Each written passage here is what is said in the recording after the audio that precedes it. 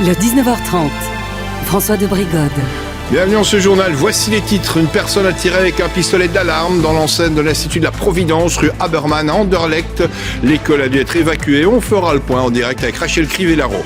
Une inédite plaidoirie collective pour un procès hors norme au procès des attentats islamistes qui ont fait 130 morts à Paris-Saint-Denis le 13 novembre 2015.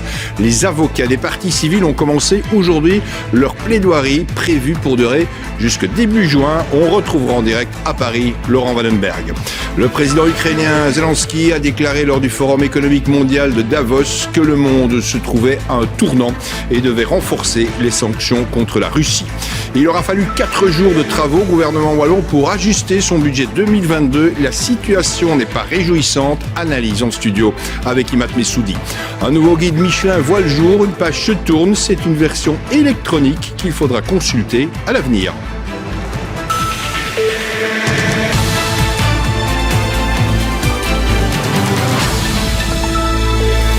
Bonsoir à toutes, bonsoir à tous. Il y a eu de la frayeur, mais en fait plus peur que de mal. Une personne a tiré avec un pistolet d'alarme dans l'enceinte de l'Institut de la Providence, rue Habermann à Anderlecht. Personne n'a été blessé, aucune prise d'otage n'a eu lieu. L'auteur du tir a été recherché par les forces de l'ordre en fait tout l'après-midi. Le point ce soir, Rachel Crivellaro.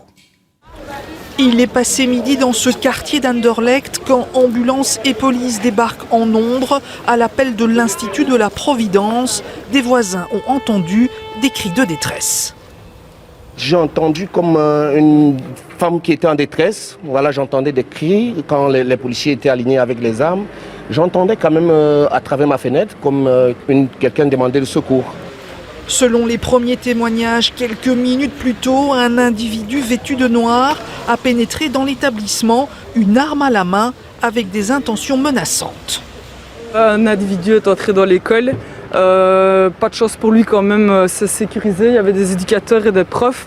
Il a tout de suite été intercepté par trois profs qui physiquement se sont mis devant lui.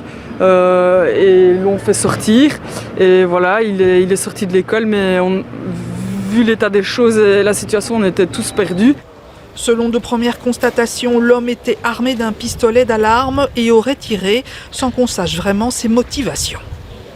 Lors de cette menace, il y a eu un tir, mais il n'y a pas eu de balle qui est sorti de cet pistolet. Et donc il s'agit bien d'un pistolet d'alarme, il n'y a pas eu de blessés. Pour l'instant, je ne peux pas encore confirmer à 100% de qui il s'agit, mais c'est bien possible qu'il s'agisse d'un élève. L'irruption de l'individu n'a en tout cas fait aucun blessé. Professeurs et élèves ont été pris en charge. L'individu, lui, est toujours en fuite. Rachel Crivellaro, vous êtes avec nous en direct. Rachel, est-ce qu'on en sait un peu plus sur cet individu ?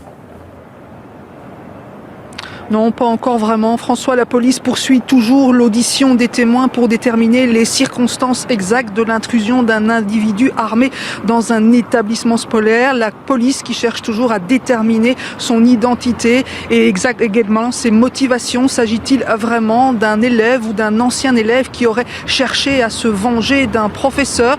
La police qui cherche aussi à faire la clarté sur ce coup de feu qui aurait été tiré dans l'enceinte de l'établissement. A-t-il vraiment été tiré? Et la police qui cherche aussi de savoir si ce pistolet d'alarme qui a été retrouvé à proximité de l'établissement appartient bien à cet individu. Vous l'avez compris, encore beaucoup de questions. Seule certitude, eh bien cet individu, lui, est toujours en fuite. On s'interroge toujours sur comment il a pu rentrer dans une école alors qu'il était armé et qu'il y avait un sas de protection.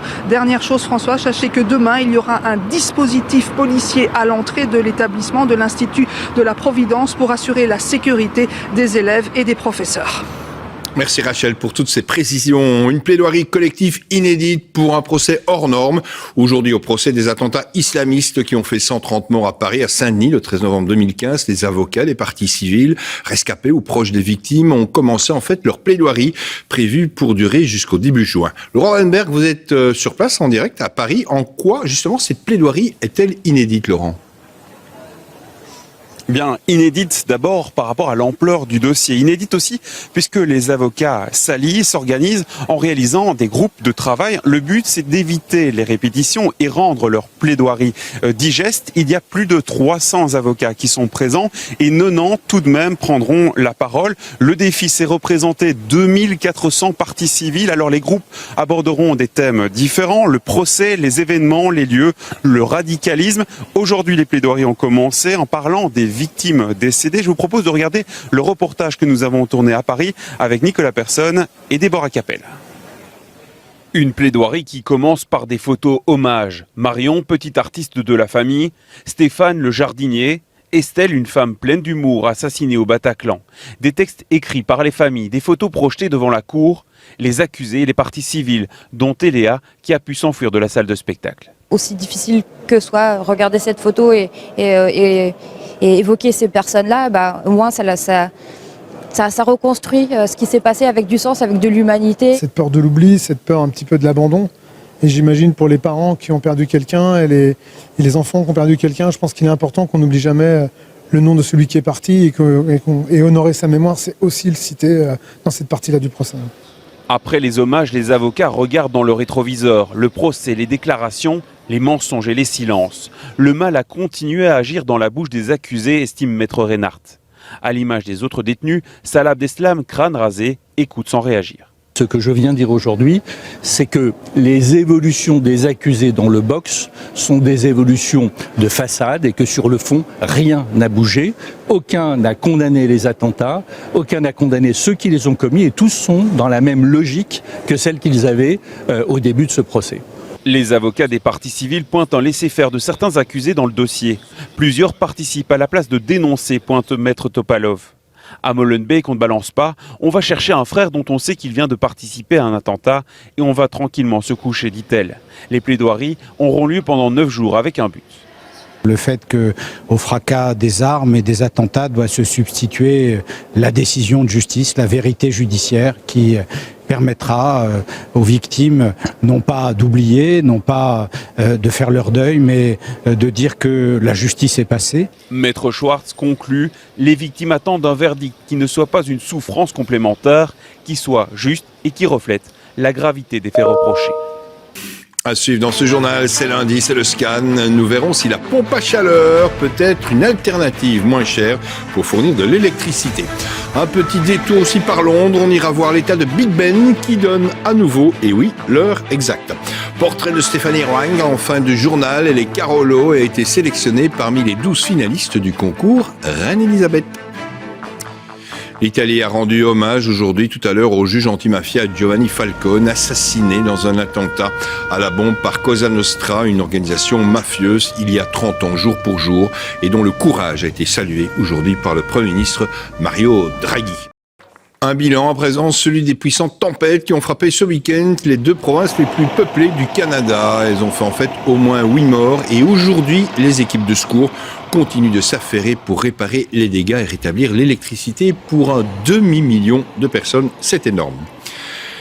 C'est un bâtiment emblématique de Londres qui s'apprête à rouvrir ses portes depuis 5 ans. La tour abritant la fameuse cloche de Big Ben est en réparation. La monumentale horloge indique, et oui, à nouveau l'heure pour les Londoniens.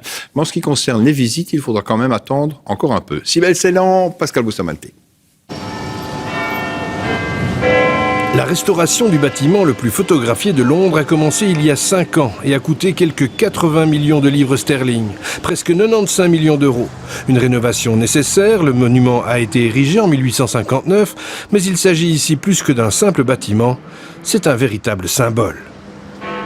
It's a precious part of the UK's heritage and maybe even the world's heritage. The century and a half or more it has been chiming.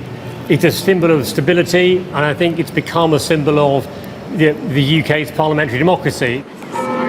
Pas moins de 500 personnes se sont penchées sur le vénérable édifice depuis 2017. La maçonnerie a été entièrement revue, même la grande horloge a eu droit à un grand entretien, ou plutôt un très grand entretien. We've taken every single nut and bolt apart, taken everything apart from the big frame itself out of the tower, and we've looked at every single individual part, serviced it, cleaned it, painted it if it needed repairing, We've repaired it, and now we're in the process of bringing every single part back again. And what we're doing, we're actually slowly assembling the clock. Des LED ont remplacé l'éclairage de l'horloge, autrefois illuminé au gaz. De nouvelles toilettes ainsi qu'un ascenseur ont aussi été installés pour améliorer l'accueil des visiteurs. Ceux-ci devront néanmoins encore attendre avant de visiter la tour. Ce serait pour, nous dit-on, l'hiver prochain. Voilà, fin de ce journal. Tout de suite, Sacha Laout et Cuire l'actu. À demain, 19h30.